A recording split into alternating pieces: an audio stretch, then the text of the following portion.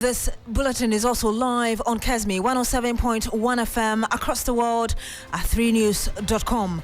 Coming up in the next 1 hour.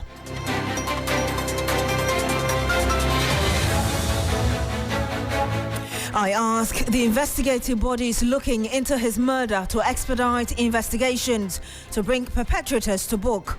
Information Minister designate Fatimatu Abubakar waits into the call for justice for Ahmed Swale, the investigative journalist killed 5 years ago. We'll bring you details of what the minister means less than a month after the Attorney General, Godfred Dame, said that he had not received any docket fit for purpose on the case.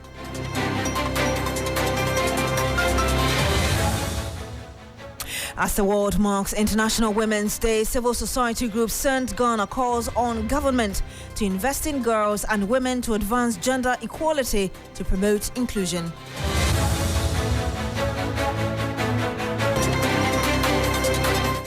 Later in sport, 2023 All-African Games officially kicks off this evening with opening ceremony at the University of Ghana Sports Stadium.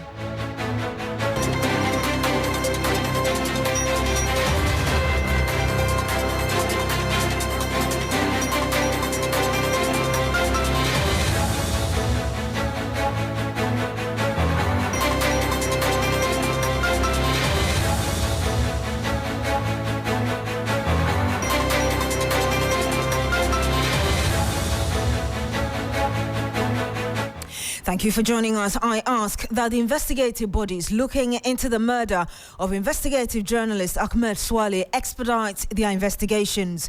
That was what Information Minister designate Fatimatu Abubakar told members of Parliament's vetting committee today when she appeared before them to get their nod. The comment comes a little over 2 weeks after the Attorney General, Godfred Dame, told that same Parliament that 5 years after the cold-blooded murder of the journalist, there was no fit docket to prosecute the case. This comment was greeted with mixed reactions. We'll bring you some more, but this is what the minister said today. Thank you so much, Honorable Chair. It is a matter that brings great sadness to me and all of us in the information sector. That being said, I've been briefed by the former minister that the case is still open and there is an active ongoing investigation. So we can only count on the security agencies to double up and make sure justice is delivered to the family and all loved ones. Information Minister designate Fatimatu Abubakar. Let's get some more on this. Dr. Victor Doke is a security consultant and lecturer at the Kofi Annan International Peacekeeping Training Center. He joins us live on the line. Good evening to you, Dr. Doke. Thank you for joining us. Yes, Francis, good day to you. You heard the minister, the information minister designate, speaking there about Ahmed Swale's case, and bearing in mind what the AG said more than 2 weeks ago. How do you interpret how the institutions are handling this case? Well, first of all, thank you very much. With what the AG stated a few weeks back and then what the acting information minister has stated, it's a bit of... there's something wrong with details as to what is actually going on. Because when you listen to the two honorables, then you will get to know that there is actually some challenge with regards to what actually is going on. And let's bear in mind, since this issue is on investigation, we are measured in the way we talk about it. But the whole issue is what is going on, who has to bring what, for who to prosecute, okay? For us, public, also citizens, also to have the trust in the system to know that justice would eventually prevail. This is not happening. So when we have, honorable members telling us this and that, which does not correlate, then there's a problem. Many people cannot trust the system. That's what I make out of it. So you say some challenge with regard to what is going on. You suspect that we are not being told the truth?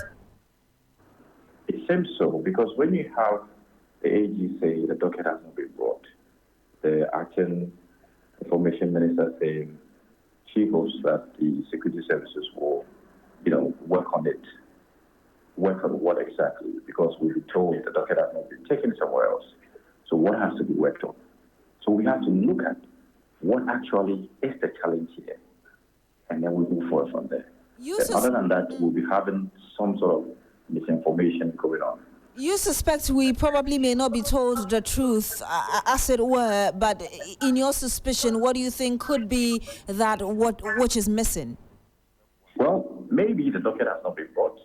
What the AG is saying, we don't know yet. The only thing we can hope is that when the docket is submitted, we'll get to know. And then it will go to the appropriate quarters for prosecution or investigation to be finalized. And then, those who are found guilty will be taken up against the law. But now, for us to say we are not keeping the truth, it's not for me to say. It's neither here nor there. The fact is, we need to know where the docket is. How do you foresee this seeming lethargic posture, as it were, emboldening criminals to do more? Well, when you look at the criminal justice system, one of the ways when you talk about curbing crime is dealing with the service sector or the security sector, i.e., judiciary. Okay, you're looking at the prosecution powers. Now, when you have issues like this, and you're not being able to expedite action with regards to bringing the perpetrators to book, yes, you embolden some groups who are into crime to some extent. But largely, you are doing harm to the community by not addressing the issues, by not bringing finality to some of these issues, by not ensuring that justice prevails and the system is working. Now, let's not forget, we need to ensure there's trust built, especially in a space where you have media people in election era who will be going about their duties. You would expect that they will be free and fair. How can they be free and fair when there is not a system in place to protect them? People would now begin to fear for their lives based on what they see. If I see something and I will report and it's going to endanger my life, I'm not going to do it. So it's going to undermine the process, the fairness of the system, and it's going to make people rather not trust the system as it should. Admittedly, the minister wants answers as well, as you heard him there, asking the agencies that are supposed to be investigating this to expedite their investigations. I know you've made some comment as regard to what we can do. Any further recommendations so we bring closure to this very case? I think there are powers that be.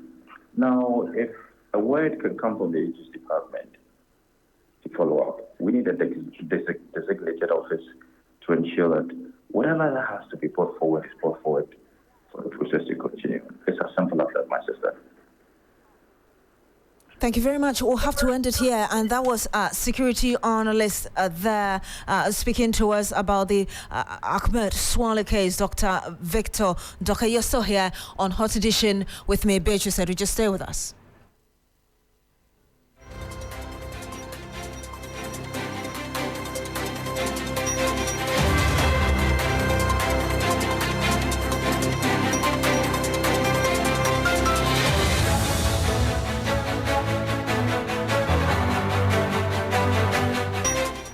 Now, the flag bearer of the NDC, John Mahama, says that the opportunity has come for Ghanaians to rescue the nation from the Nana Akufo-Addo administration and his driver's mate. The former president is in the Upper West region as part of his Building Ghana Together tour. Listen.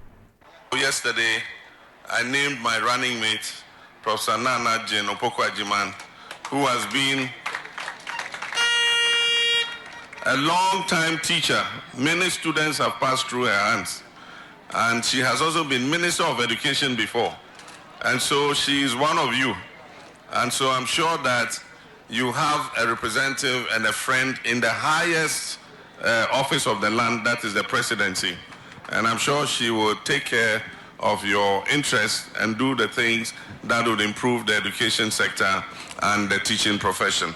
I'm happy too that today is International Women's Day, and we've been able to present to the women of Ghana for the second time. We did it in 2020, we're not successful, but this time I know we're going to be successful. We're presenting to the women of Ghana a female running mate, and I'm sure that come 7th January 2025, we shall swear in a female vice president for the first time in Ghana's history. The opportunity has come for us to rescue our nation from the incompetence and inept, clueless administration of Nana Akufo-Addo and his driver's mate. And so on 7th December, the driver is going, and if the driver hasn't been able to drive all these 7 years, he hasn't driven properly, we are not going to hand over the car of Ghana to the driver's mate. If even the driver couldn't drive well, how much less the driver's mate? If you have a car and the driver didn't drive well, and so you are taking your car back, will you give it to your former experienced driver, or you give it to the careless driver's mate?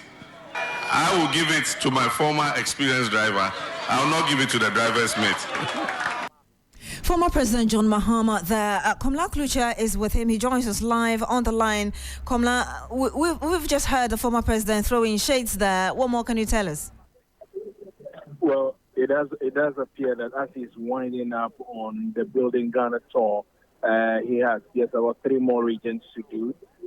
He's in the Upper West region now.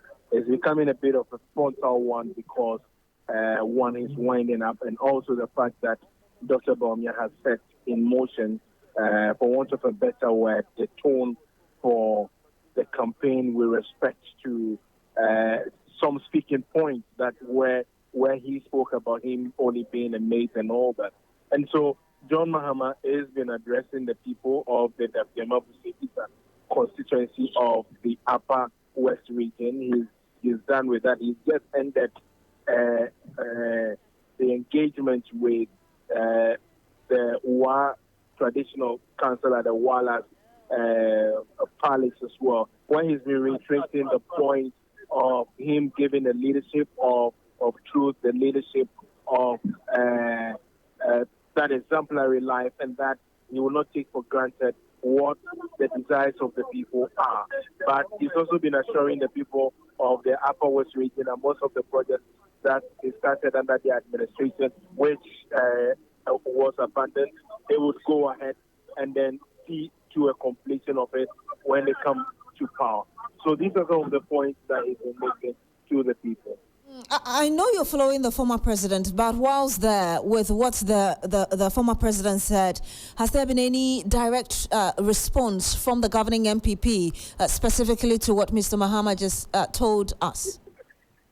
No, it's also because it's a purely NDC thing that's happening, and so you will not find any MPP people or executives or whoever here. It's just been the NDC that's here. But well, maybe in the coming days, the MPP may want to give a reaction, so to speak, to this. But essentially, this is what John Mahama has been telling the people of the Upper West region. Thank you very much. Komla Klucha reporting live from the Upper West region, and he is with the former President John Mahama, who is on a tour. You're still here on Hot Edition. My name is Beatrice Adu.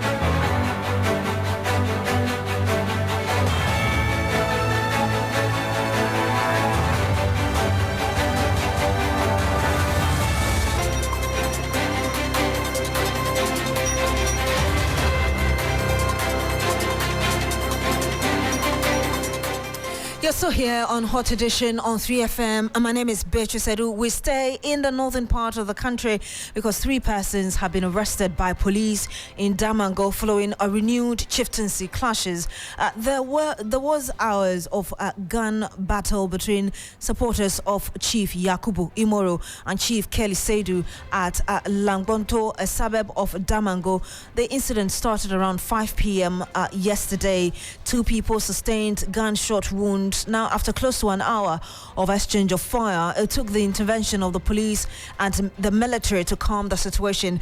I'm joined on the line by Richard Kumado. He is fraud and security consultant. And after that conversation, we'll get the situation on the ground. Good evening to you, sir. Thank you for joining us.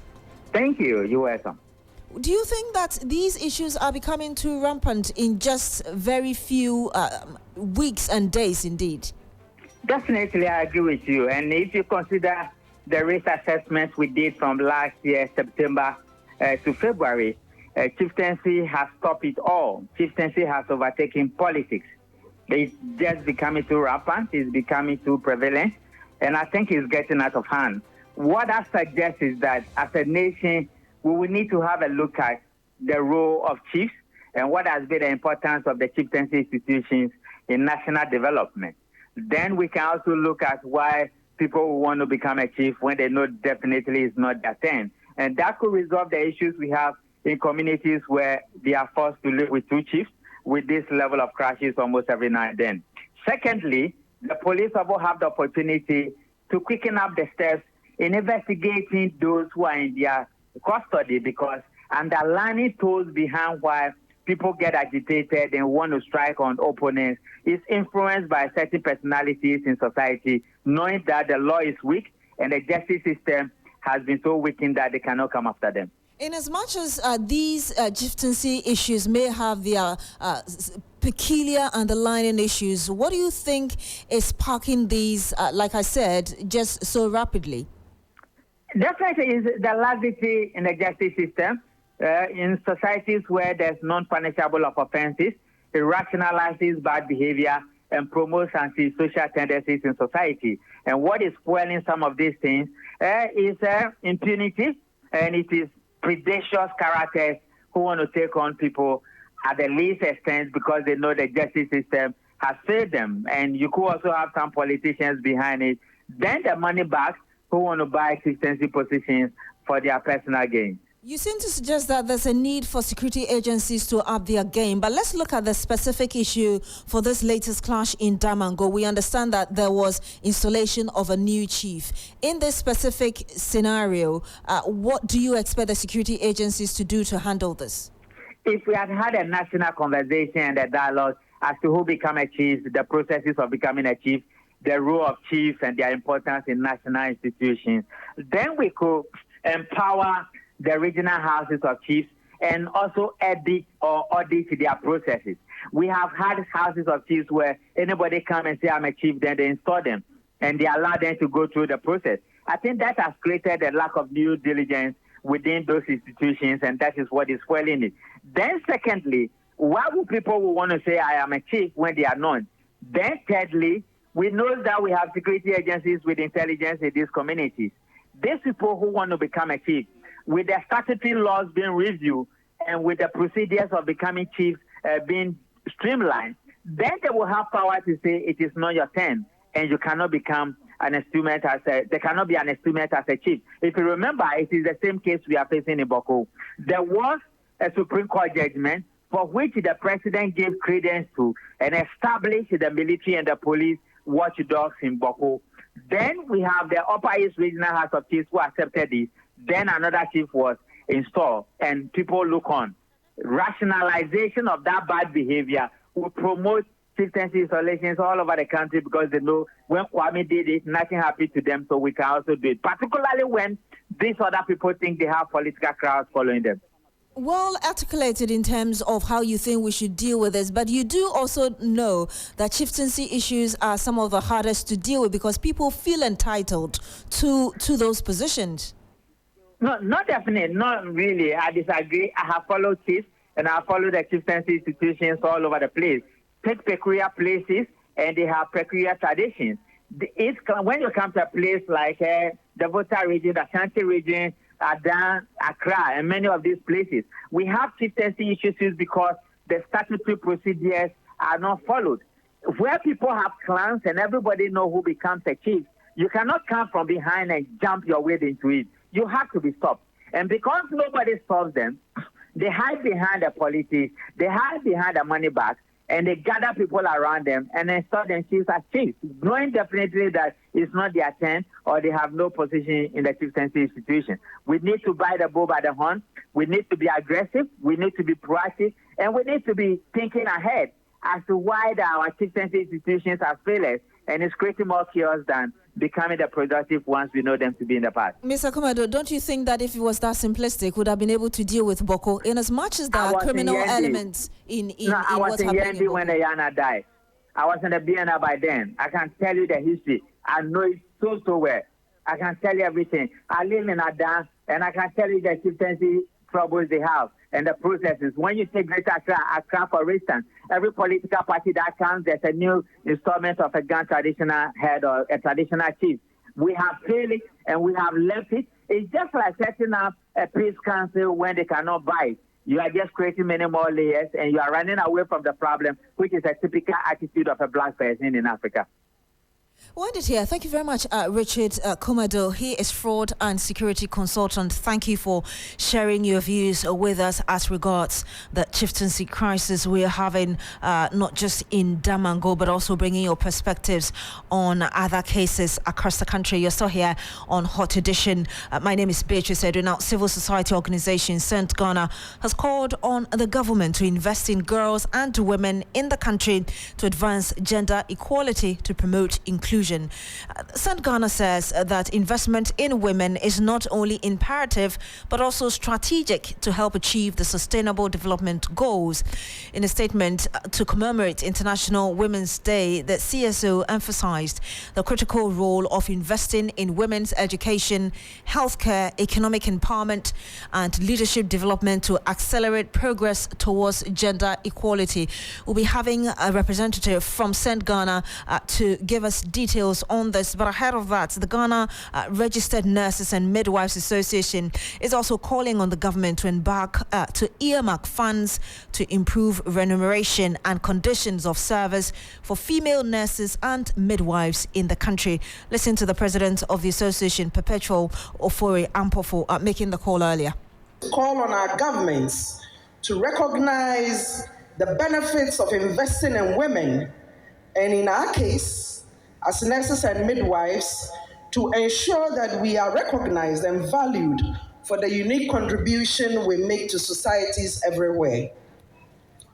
Indeed, nurses and midwives contribute greatly to the healthcare and well-being of the global population and require support in terms of the needed modern equipment to practice, availability of medical supplies, including emergency drugs, modern and comfortable work environments for our patients and ourselves, career progression support, better remuneration, and better conditions of service, among others. You heard Perpetual Ofori Ampofo. She's the president of the Ghana Registered Nurses and Midwives Association. Meanwhile, a former Minister of Gender and Social Protection, Nanoye Bampo, has proposed the setting up and decentralizing of mental health care services for abused female victims across the country. Decentralization of mental health within our healthcare sector. I don't know whether we have clinical psychologists in our district hospitals. It may be too much to ask for them in the CHIPS compound. I think that may be too much. But at least can we have more clinical psychologists who will attend to the needs of not only women, but anybody who is going through mental health issues? Because you realize that as a lawyer, women come to see me with their problems, and I listen and I realize that this is not a purely legal problem. So what do? I refer them to a clinical psychologist. Nanoye Bampo is a former gender and social protection minister speaking to us earlier. You're still here on Hot Edition. Stay with us.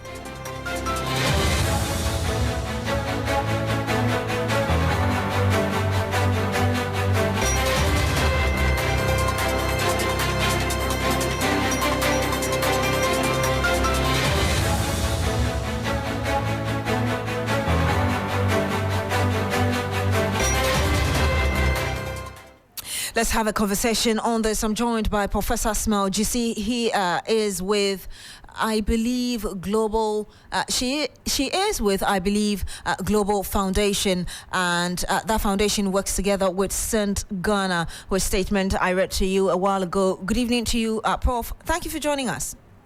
Hello, good evening. Happy Women's Day to everyone. Thank you very much, Prof. The same to all you. the women in Ghana. Will you say that we have made some progress in the last decade when it comes to investment and attention to women matters? Thank you very much for that. We have made little progress. That is the problem. We have done a lot of talking, a lot of conferences and workshops, but practically just little progress has been made when it comes to women. Because when we want to look at the statistics or the details, actually in 2022, there has been a research to evaluate our progress with the achievement of SDG 5. SDG 5, that is achieving gender equality.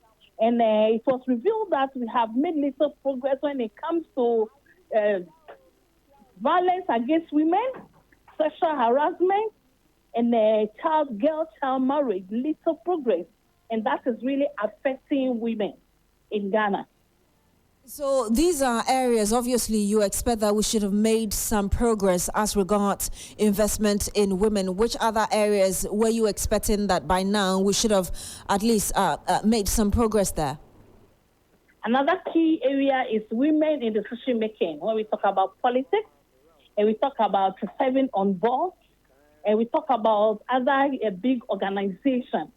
Realize that when you go to the boardrooms and at the executive level, they are all full of men, and the marginal progress has been made. Let's look at our parliament. Let's look at the statistics, the female there. Let's look at the ministerial appointments. Just marginal progress, and some of the situations, there have even been decrements in the numbers. So we have a lot to do.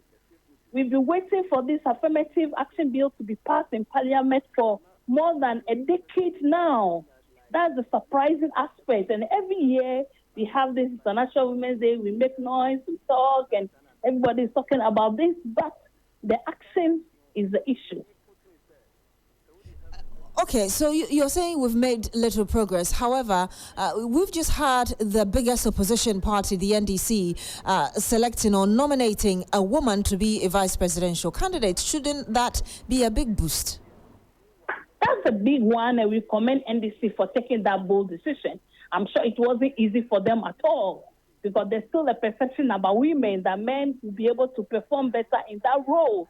So we actually commend the NDC for taking that step. It should not end there. She cannot do it alone. If we have the female as a vice president, and we have the ministerial appointment, those in cabinet and parliament full of men, she cannot do much. That is the situation we have. On the various boards in various organizations, you have one female at the top, and the rest are full of men. What can she do alone? So we want to come together. We want every woman to be at a high position. We are talking about achieving gender equality to a level, not just having them one on the board, executive position, and we'll say we have arrived. How do you think we can move forward with this affirmative action issue you talked about? Of course, the bill is a very important one, but again, I'm going to the vice presidential candidate selection by the opposition party and the one, as you say, women who are in a position right now. The action, you see how we've seen how the various churches, the community leaders, religious leaders have supported other bills. in Parliament, and they will be passed with a speed, light of speed. If we have the religious bodies, CSOs, everybody talking about it, that this bill needs to be passed, I think action will be taken. But nobody talks about it. And when we pass this bill or gender equality is achieved, we are achieving even all the SDGs, all the 17 SDGs, because a lot depends on women. Then we talk about the well-being, we talk about eradication of poverty, we talk about health and training the women and bringing the girl child up. They are all in there. So I would say that it shouldn't just be one or two people talking about it, but everybody should come on board. And the communities, the rural communities, they are still not really getting the message, though a lot has been done. So it's not just one person's issue, not just some few women talking about it. Or we should not pay lip service to it, but we should all talk about it and encourage parliamentarians to do that. And the political parties should be held responsible when we talk about, we should check their manifestos. And when they say that 40 or 60% of, if they say 40% of ministerial appointments should go to women, we should hold them to it. Other when they come in 4 years' time, we should be able to question them why they've not been able to do that. Because we have women in Ghana that are capable of holding positions and performing very well in those positions as well. Prof, you would also admit that there are certain women who decline such positions because of the cultural environment and sometimes some of the things they have to go through as women in certain environments. How do we deal with that as well, instead of just holding those leaders accountable for not selecting women into positions? Of course, I admit that that used to be in the past, but now I can confidently say that most women are interested in holding a high position, be in decision-making, position boards, and be able to influence decisions. Yes, but because of what goes on, the dirtiness of the politics and other things that some women will not be able to take. But we equally have confident women that are able to do that. So I will not say that because of that, we should just generalize the issues. That's also one problem we have. We have a lot of generalization when it comes to the female gender. That this woman did this, that means all women will do that. One woman rejected, so all women will reject. We have a lot of generalization, or this woman couldn't perform well in this position, so all women will do this. We should not be doing that because we don't do that to males. We'll have to end it here. Thank you very much. And that was Professor Smile GC. She is with, I believe, Global Foundation. Her organization works together with St. Ghana, giving us her views there as the world marks International Women's Day today. We go to Parliament now, and we do know that members of the House continued with the mourning for John Kuma, Dr. John Kuma, former Deputy Finance Minister and Member of Parliament for Ejuso in the Ashanti region, following his passing yesterday. Duke Opoku Mensah has just returned from Parliament. He joins us live in the studio. Duke, we know that today the MPs mostly wore black to signify that indeed they were mourning a colleague. What more can you tell us? Yeah, so the whole House, I would say, but predominantly the members of the majority side were in black and red. And also, I would say that John Kuma's seat was also isolated and tied with the red band. And then the table speaker or the table mic, the one that heralds his name, his position, and then which he uses to communicate if he wants to catch the speaker's eye, has all been, been draped in a mourning color of red. An official announcement has not been made yet that the seat is vacant, but it's the symbolism of it is that he is no more.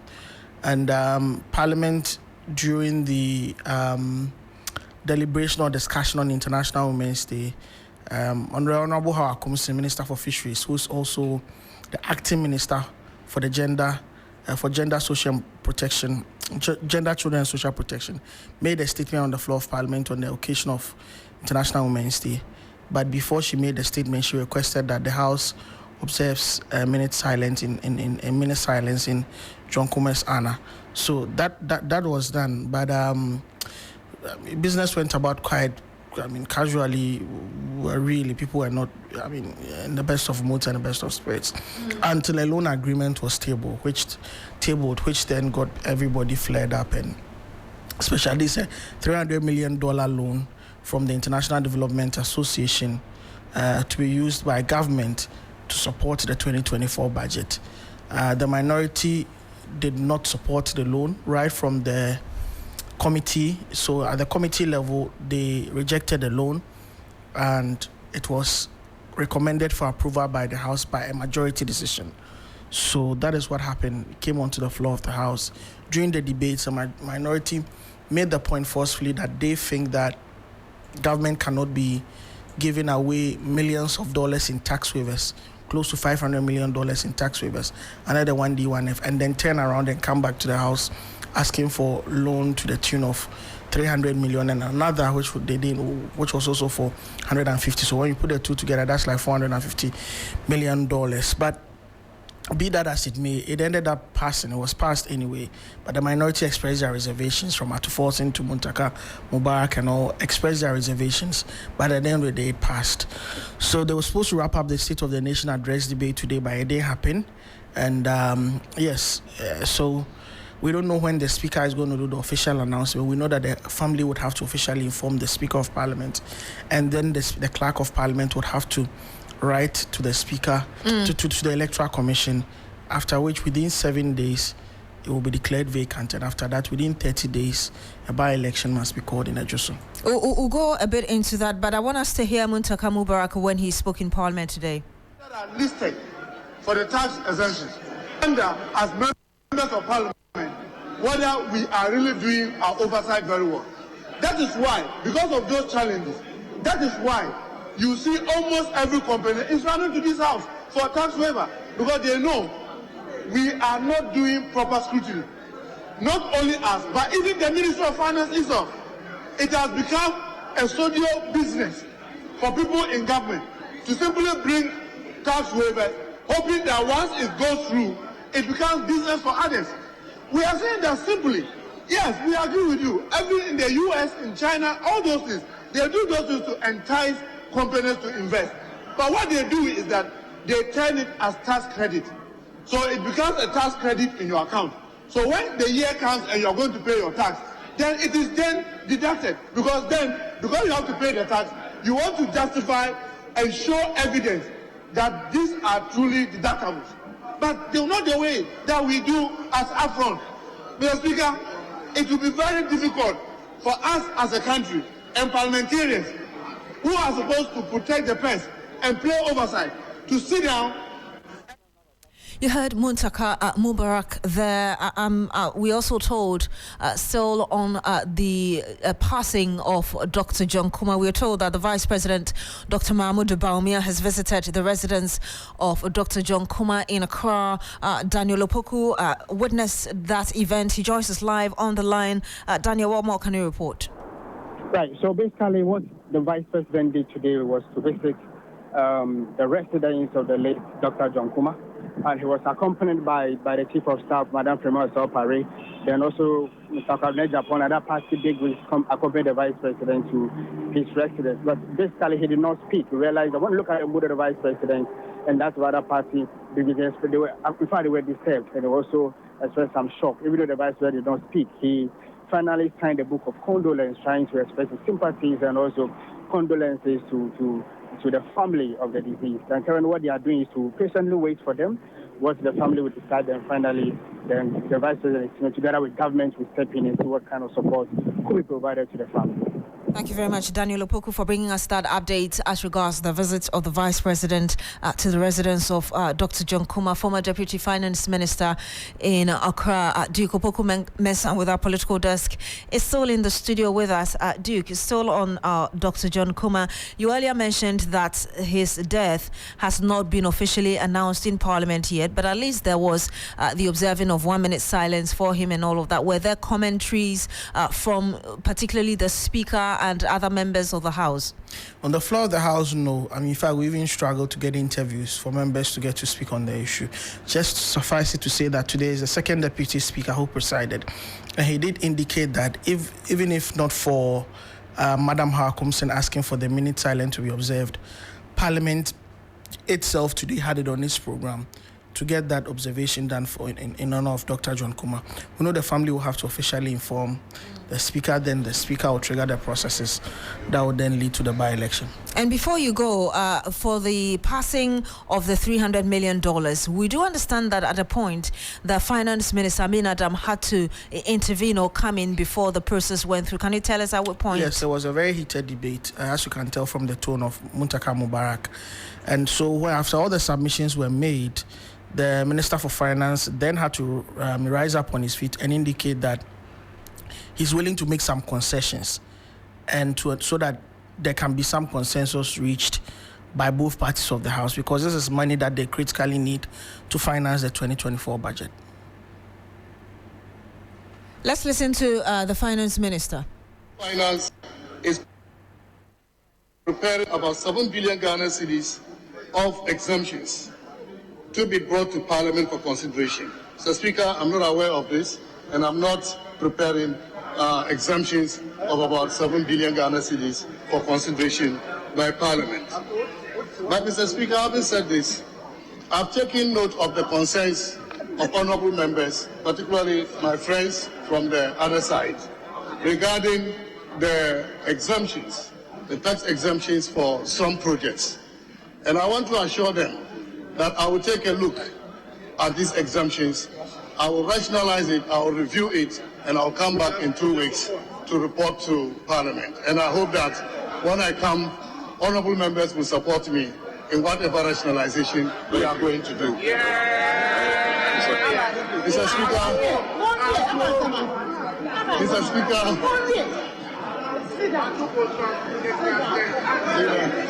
Honourable Minister, have you finished? Mr. Speaker, based on what I have just said, I want to appeal to members to support this facility. It is budget support. It will help us implement the programs of government for job creation, so we can also be able to take care of the vulnerable and the poor in our society. So I thank you very much for the opportunity. Thank you very, very much. Honorable Ato, you've already spoken. And you just heard the Finance Minister, Amin Adam, speaking on the floor of Parliament about the passage, the approval of the $300 million loan the House had to get through with. Earlier, you heard Duke Opoku Mensah, who is with our political desk, also bringing us updates as regards what happened in Parliament today. Now, the All African Games is officially commencing today with an opening ceremony expected at the Legon Stadium any moment from now. The 13th edition of the All African Games will see athletes from across the continent compete in track and field events ranging from athletics to football. Already, the various tennis games have started, with Team Ghana suffering to make it to medal round. Let's bring in our correspondent, Bill Ishan, for a quick conversation on this. Bill, what more can you report? Yes, of course, here at the University of Ghana Sports Stadium, it all looks set for the opening ceremony. It has actually commenced here at this facility. Of course, this facility project started in 2004. In 2009, it was abandoned because Get Funds discontinued their contribution to the construction of this project. But in 2017 and 2019, this project continued because Ghana was set to go to the African Games. And now it looks all set, it looks all ready. Security here has been really, really tight. A lot of policemen and policewomen have lined up right around the stadium and inside the stadium to make sure that everyone that comes in is, in the right place. Every security measure is checked before any single soul comes in. And so, in regards to security, it looks very, very watertight. And regards to, the setup, it looks really, really immaculate. The setup looks really, really fantastic. And with regards to attendance, of course, it has to improve because, it was expected that the stadium will be full by now, but it's not. And so attendance, of course, has to improve. But apart from that, the setup and then the whole organization looks to be in a very, very good place for the official staff of the 2023 African Games. Bill, final question before you go. I know that in terms of tennis, we haven't done so well, but are there high expectations looking at our preparations for the rest of the games? Well, I mean, the expectation will be on athletics because Ghana has very, very strong athletes who, do well on the track and field events, especially with the running. We have someone like Benjamin Azamati, who is our fastest 100-meter runner. We have Joseph Amwa, who's one of our fastest runners as well. We have, great runners who we expect them to win, medals in the athletics events. Of course, there are eyes also on the Black Satellites and the Black Princesses. The Black Princesses, of course, qualified for the 20 Women's World Cup. And so there's expectation that they can go on to win a medal here in the 2023 African Games. We'll end it here. Thank you very much, Bill Ishon. He is with our sports desk, bringing us update as the All-African Games officially starts today. Meno Afol is standing by to bring us the latest in business. You're still here on Hot Edition. Stay with us.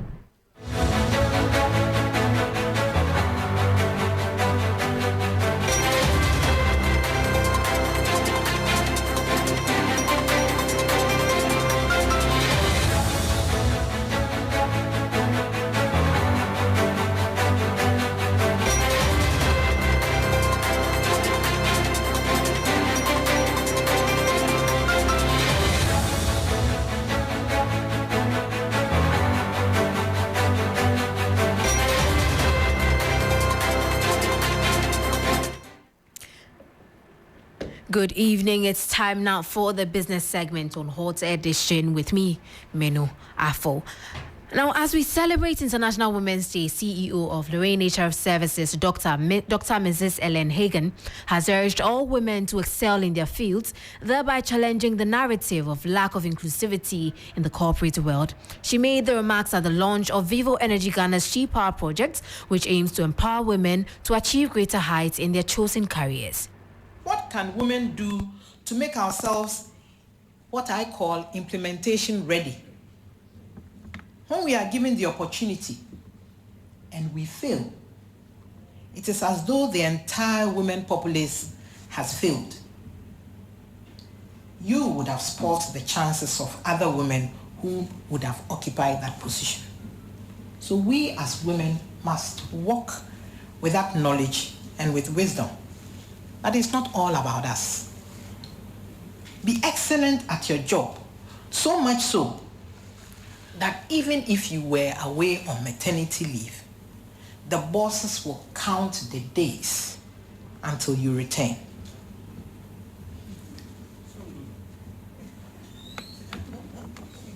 Develop interpersonal skills, especially when you are the boss. Some of us women, we get to be bosses and we are so mean to people. We are accused of being quarrelsome. The way we talk to people will make them want to have a shower and a bath in the middle of the day.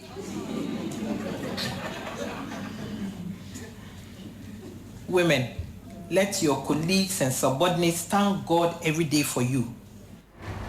Meanwhile, Chief Executive Officer of Cuddling Fashions, Linda Ampa, also pointed out some plights that women go through as they strive to succeed. I remember when I was starting out, you get, you're looking for business and somebody will come in and say, you know what, we have to go for a weekend somewhere in Akosombo. Those days, I think Akosombo was the biggest thing. They'll say, yeah, let's go for a weekend here. If you are not willing to go, then sorry, you're not getting the business. And truly, you will not get the business, And I know a lot of our young women are going through that currently. Those looking for jobs, those looking for business contacts, those who are looking for contracts. I know people still face that. Now, Beryl Ijikum Ayaba is Chief Executive Officer of Echo House Ghana. She also throws more light on what Linda Ampa said and encourages all women to be resilient and strive hard to look out for one another. Sometimes you say something, and then when you're done saying it, a man says it, and then everybody's like, oh, yes, that's it. And then you're like, but I just said this. But, it's a thing, it's something that comes with, because I'm a leader, getting to know and understand some of these things for me is to make sure that I'm trying to make it easier for the next woman. You understand? I think the biggest thing is whatever it is, whatever challenges you faced, you sort of have, let me say, survived in spite of it. But how do you make sure that the next person doesn't have to, is not stopped or stifled because of a situation like that? So that's sort of the dynamic for me, making sure that I am able to hold the other women and help them to move to the next level as well. Beryl Ijukum Ayaba, CEO of Echo House Ghana, and that brings us to the end of the business segment on Hot Edition. My name is Menu Afo. Happy International Women's Day to all women out there.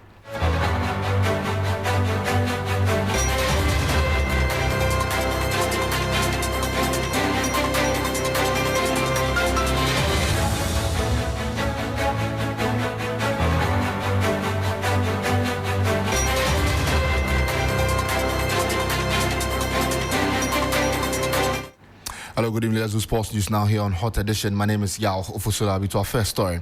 And the 2023 African Games opening ceremony is upon us at the Lagos Sports Stadium tonight. Some disciplines like table tennis and karate have, however, already started as the events progress. Now, Ghana's under-20 men's team were in action a few minutes ago and faced Guinea in their tournament opener at the Accra Sports Stadium. The team lacked conviction in attack and drew 0-0 with Congo, and yet there's more to look out for in the upcoming matches at the African Games. My colleague Bill has the details. So the Black Satellites just ended the match between the Black Satellites and Congo in the 2023 African Games, and of course it ended in a 0-0 draw. The Black Satellites had chance after chance after chance, but failed to bury any of those chances. And starting with a draw would not be something that would be pleasing to a lot of Ghanaians who were expecting that the team would start strong and get all 3 points as they fight for a medal in this competition. Well, that's Bilishan, my colleague there, who monitored Ghana's game against Congo. It's the beginning of the African Games football, and Ghana drawing 0-0 with Congo. Now, let's check out the Ghana Premier League fixtures for this weekend. Accra Lions will face Berekum Chelsea. Karela United will take on Asante Kotoko in Tamale. And then Bechem United will also face Samatex. Accra Hatzafok face Bofakwatano in Swatreman. Will take on Dreams FC. Swatreman lost at home last weekend to Accra Hatzafok, but they take on Dreams FC, who have been incredibly good in the CAF Confederations Cup, qualifying to the quarter-final of that competition. And then Adriana Stars will also face Legon City's Heart of Lions, who will be in Pando, where they would call on Real Tamale United for a game. And Bieni Gold Stars will also take on Accra Great Olympics, who have had a really good run in the Ghana Premier League this season. They've only conceded 12 goals from 19 games, and how incredible is that? Nations FC also have the best home record of any team in the Ghana Premier League. They take on Midiama later in the Ghana Premier League this weekend. And let's do some international club football, because ahead of this weekend's Manchester City, who take on Liverpool in a crucial Premier League fixture at Anfield, City manager Pep Guardiola has shared his thoughts on the game and believes that although Liverpool are in top form, his side will pull through.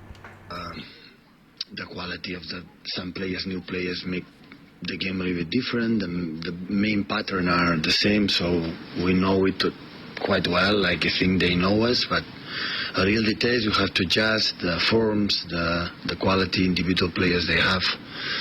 But at the same time, knowing that, you have to take a look at the games we played recently, the plays they played recently, and see you have to adjust something, to be more comfortable with the players that we have to play on Sunday. His name is Pep Guardiola, and he's coach of Manchester City in there. To end the sports news here on Hot Edition, Manchester United will take on Everton. That game is later tomorrow at 12:30 p.m. And then Bournemouth will also face Sheffield United. Crystal Palace will take on Luton. The Wolverhampton Wanderers will face Fulham. And Arsenal, who have been in the highest scoring form ever, will take on Brentford at the Emirates Stadium. It could be another battering for Brentford. My name is Yao Ofusulabi. That's all the sports news this evening here on the Hot Edition. There's some more news later.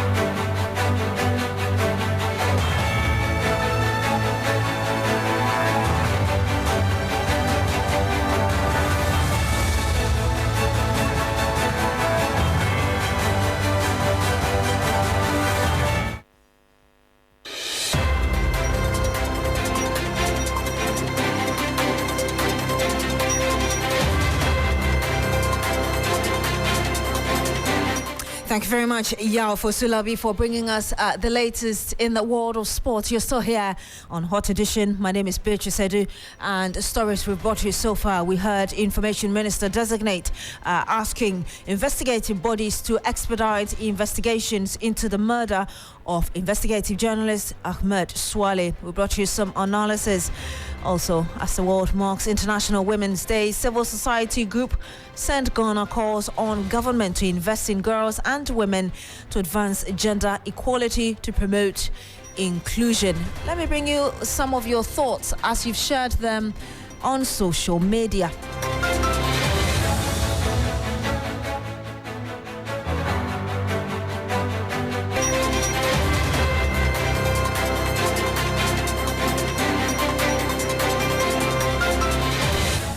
We have Dove Maxwell. Late John Kuma's death must be investigated. Still talking about the demise of the former Deputy Finance Minister, Dr. John Kuma. Lovely program.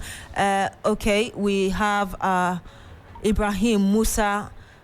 He says Ahmed Swale was murdered. Why do you think there has been no positive investigation on his case? There's no justice in Ghana, but surely there will be a revolution soon. May God be with us all.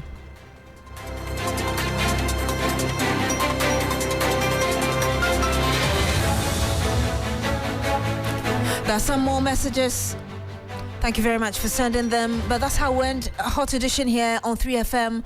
Thank you very much for joining us. My name is Beatrice Adu. Log on to 3news.com for more news. Good evening.